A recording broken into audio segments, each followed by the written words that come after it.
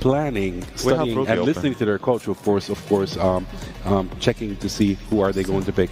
Of course, we have a missing mage. We have a missing mage, so they might go for Farsa. They might go for Farsa. And of course, we still have also a roamer pick for Aurora. Okay, there you go. You got your Farsa over here. So I got my Kadita in the first game. You got your Farsa in the next game. Okay. Wonderful. We have Patrick today in the game. Patrick is going to be so much fun, and I think people will enjoy this pick for this match. And of course, we have the last pick from ONIC. Are we going for a fighter gold laner, or are we going for Harith? This is not going to be easy for ONIC, since they didn't, I believe they didn't expect the glue pick. Yeah. Until now, ONIC have 2 damage dealer, and they have also Esmeralda and Chu. For me, they will go for Yu Zong versus Farsa. Very understandable, very good. He can counter her easily, you know, by his ult, and she cannot be more comfortable in the fight. She will be more aware. She will focus on how I need to be. Cool. And you get one of the best skins in the game right now. Now, jumping into these lineups, Mr. Wolf, I would say, you know, I like what Aurora Gaming did for this draft. They cover. Oh, I don't like this for Rosa, though. Whoa, Rosa. Whoa. This is bad. Keyboy gets first blood, and nothing Patrick could do to help him there. Oh, no. Almost gets the RH. That's TNC getting level 2. Keyboy has the flicker. Jitkundo. Jukes out there coming up from Keyboy already. Great start for ONIC, and most particularly Keyboy, my personal MVP of game number 1. And now back with the show, one of his most played heroes as well. And it's not going to be stopping. And Rosa have revealed a little bit of weakness in there, showing himself in front of the Cho without the wings by wings. I think that ONIC has identified that there's no wings by wings available for that hero. No flicker as well, because he opted to go for the Purify. That's why Keyboy was able to run him down. Yeah, that's, you know, anytime that you have this early first blood like that, especially in the hands of any Cho player, like, they are going to continue to put pressure on your side of the jungle now. So we'll see if that ends up being a little bit too much for Keyboy, and then he gets punished. As you can see, he's doing exactly just that, giving that information over to Kyrie and the rest of ONIC too. So once that level 4 is available is when you expect both more so the Cho really to be a little more proactive on the kicks, you know, using that ultimate to set things up. Meanwhile, this glue roam works a little different, you know, but we've seen it work wonders for Aurora Gaming just days ago when they debuted it. And now this turtle is for the taking. It's going to be started up. RWM dropped down. TNC waiting for Lunar to join the fight, but it's just gone so quick. ONIC securing the objective, and they'll disengage after that. Sans is in grand finals for popping the ultimate, knowing that doesn't have to go for any kind of exchange now for ONIC. They are leading by 1,000 gold now. Keyboy is not level 4 yet, despite that turtle take coming out from ONIC, which is just... But Pagu is also well away from his own ultimate, so we're not going to see angry Patrick, angry muscle-laden Patrick. Oh, the kick though, Pagu is dead. Oh man, you don't want to see that on the glue. As soon as that kick's available, and like I said, keep getting that and make it work. It's actually getting punched here. Greg, tell me he survives again. Keyboy makes it happen. And this is why you were saying, you know, this is one of his best, one of his most played, one of his signature picks. The Cho is just a menace for the opposing team dealing with it. And you have to think that all those little moves that Keyboy is doing, that, you know, all those minor delays around this side of the map of Aurora Gaming, that all compounds. It all adds up, eventually leading into, you know, these skirmishes, these first objective takes. And it's something that can really affect the course of the game, especially in the early game, as it already has. So as that Way of the Dragon is available, he could always go for a kick, even if it's just to essentially get a Purify out, especially from Rosa. That makes things easier for ONIC to set up later. So for Aurora Gaming, based on how this beginning of the game has gone, you know, nothing on the board just yet. It's not anything too crazy. This 2,000 gold lead that ONIC has is still definitely in a place of contention for Aurora Gaming. Even this first turtle, if they somehow are in a better position to fight for this next turtle, that would be great. If they can take out a member from ONIC, then that would be even better. But as we've seen here, Wolf, like the fact that they have a clogged gold lane is going to take a little bit longer to build up. They need that. Pagu's actually going to go ahead and try to drag Lutfi back here, but it's a little bit too risky, so the Feathered Airstrike dropped down. Now that's actually a big resource out here for Aurora Gaming as they want to go ahead and set up around this turtle. You can see ONIC, they're going to use that Black Dragon form. There's the kick too. For Pagu could be in trouble with trying to buy time up for the turtle. Lose a Lunar. Aurora Gaming might have just missed some of their shots, but if they connected with those, things would be totally different. They could have taken out some members of ONIC. They could have taken Thurl easily. Lunar got outplayed by Sans. Sans, instead of going to the back, instead of like going for a fear movement, he went forwards, which meant that one spell or one skill coming up from Lunar didn't hit. Whoa. Look at that burst. That's that setup potential, you know, especially with the Mountain Shocker. And always YSS's damage in the early is quite devastating, especially for the mid lane mages that do get set up there. Once again, Skylar just gives some information. Lunar, the shot essence from Lutfi, enough alongside Kyrie to win that fight. Right now, they're just continuing to build up on the lead they have here. Making the right move now for ONIC. They have pressure up top. Skylar, though, not going to be able to survive. That's the power of Baksha and Tianzi. Great footwork and stuff as well. No chance for Skylar to do anything afterwards. That would mean that they will at least get on the board. 1-5 is the kill score. ONIC leading by 3,000 gold as they have pushed the bottom lane as well. The map looking all red right now. And that red meant ONIC.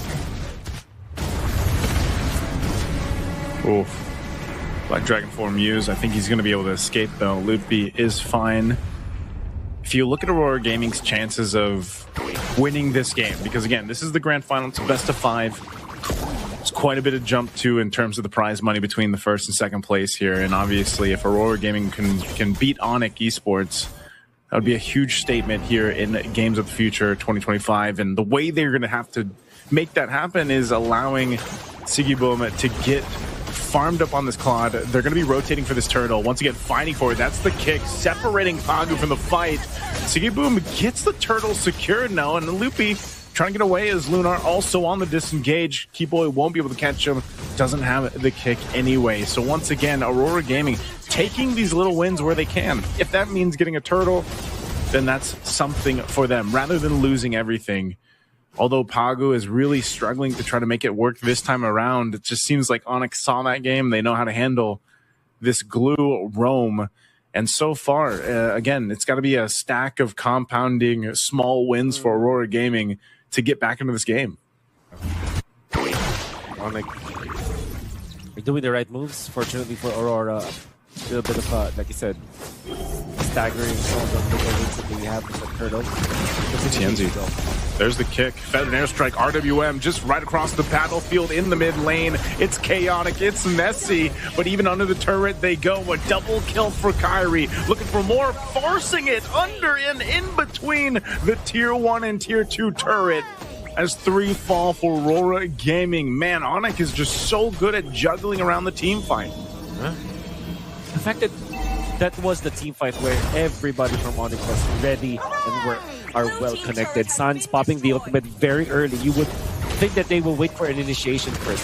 Of course, they did wait for this kick, but even then, it actually set up for this huge jump ultimate to have so much value because it already threatened the members of Aurora and also landed so much damage already around. The way that ONIC Esports are layering their skills are so good, especially because Keyboy's just been acting the map. So far has been phenomenal all throughout the tournament, but particularly in this grand final series, it's been instrumental to ONIC's wins in the early stages of the game. Seems like he's not going to be stopping as of this moment. It's already providing the vision for ONIC as they set up for the Lord. It's such a weird chess game that has to be given to Aurora Gaming when they go into these fights. You know, they're not going to be able to really do much with this Lord as it's just kind of blitzed down. And so they have to prep up for the base defense now. That's what I mean. If they set things up, you're always seeing this. I mean, this was a classic mid lane matchup that you got to see so much before in the past, right? The Farsa and the Eve against each other. It's a circle and a square, basically, that everybody is fighting around. And, you know, unfortunately for Rosa, because of the first blood right off the bat, I just feel like Rosa really hasn't been able to farm up. And not only that, but also just hasn't gotten the most value out of the feathered airstrikes. You know, in comparison to Sans, how he's been able to go ahead and set up those real-world manipulations for ONIC to play around. But that's also much easier when you have someone like Keyboy so proactive on the Cho, starting things up. And with this Lord, it's going to make its way to that tier 2 turret. This is going to be an easy take for them. Lord swinging away there. We'll see if Aurora Gaming holds on to their Holy Defense shields. Tier 2 up top also going to fall. So we'll see. Once again, there's the kick. Way the Dragon. Feathered Airstrike going to be dropped down as well, but they're all out of range. RWM dropped down as Lunar all to himself. He falls, and now one of the turret. Loopy goes a little bit too overzealous, but still going to be able to survive. And now Pagu trying to bring back Keyboy, but he won't be able to do it either. So once again, ONIC completely fine. They'll get these shields down bot, mid, and top off that first Lord push. I'm just in awe of how ONIC are able to avoid the area of control for Rosa. Rosa is a phenomenal Farsa player. I have been impressed in how he was playing this hero for a long time now. Ever since M4, when I saw him play this aggressive kind of Farsa, always on point with the feathered airstrike. I don't know how ONIC does it. Is it from the pressure coming out from Keyboy? Is it just positioning? It's just the way that they quickly react to what Aurora is doing when it comes to those team fights, because it's great to see how they are able to avoid that feathered airstrike. At this point in the game, Aurora Gaming does not have enough of team fighting tools from Sigiboom. Despite Sigiboom having this free item power spike, ONIC esports players are so tanky that Sigiboom will need another one, maybe another Maleficor on top of the items that he has right now. That means that somebody has to cut up the slack. Rosa has to deal the damage because TNG, this guy is now playing an assassin, playing a utility jungle, more of a tanky role, more of a supplementing kind of role.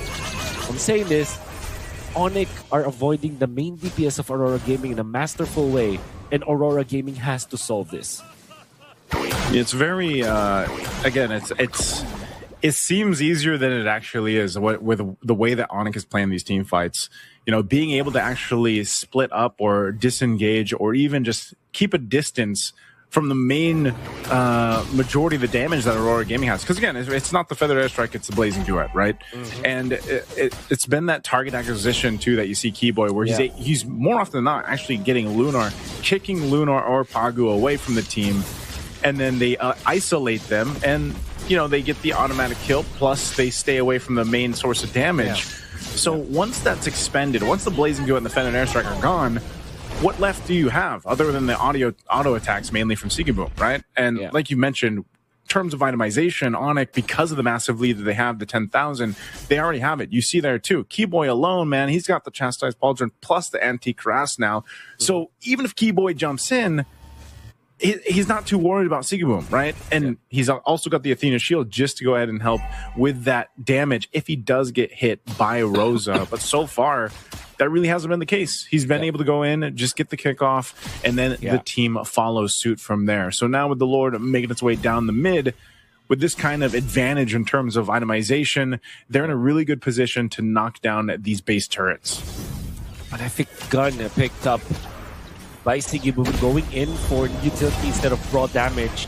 Not sure if this will be enough against ONIC as of this moment, especially the presence of the Chastised Pauldron push already coming out from ONIC.